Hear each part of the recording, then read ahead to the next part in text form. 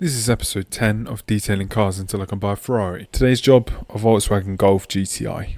And this one just happens to be covered in tree sap, just like the other car from a few episodes ago. However, this tree sap has been set on the car for months. The owner mistakenly thought it wouldn't be that bad or take that long, but this is tree sap we're talking about. And when you leave tree sap on your paint for that long, it's going to take just as long to get it off. Just a quick backstory, I got made redundant, essentially with zero notice about 2-3 months ago now. I was asked to stay on and relocate, but instead I opted to take a payout, and with that payout I started my detailing business. So anyway, I'd done the normal exterior wash on this one, using all the standard chemicals you typically would. However, as the tree sap wasn't shifting, I started moving on to the stronger stuff. However, it still wasn't shifting. I was essentially cornered and I had no choice but to start getting the clay bar out. So there's me clay barring just the roof and the rear of the car for an hour and a half straight. But I reached the desired results. The client paid the full exterior fee, which was £85, but I have a sneaking suspicion he was watching me out the window because he gave me an extra £25. I think it's because he saw the amount of work I was putting in. So what I thought was going to turn into a pretty miserable, dragging day turned out to be alright. Again, as I always do, I question some days why it's worth spending hours on one job. But then I see the result I'm looking for and I see the customer's face and I remember this is why I do it. If you had tree sap land on your car, would you leave it on there for 6-7 months? Or would you just try and get it off yourself straight away rather than calling a detailer out? Let me know.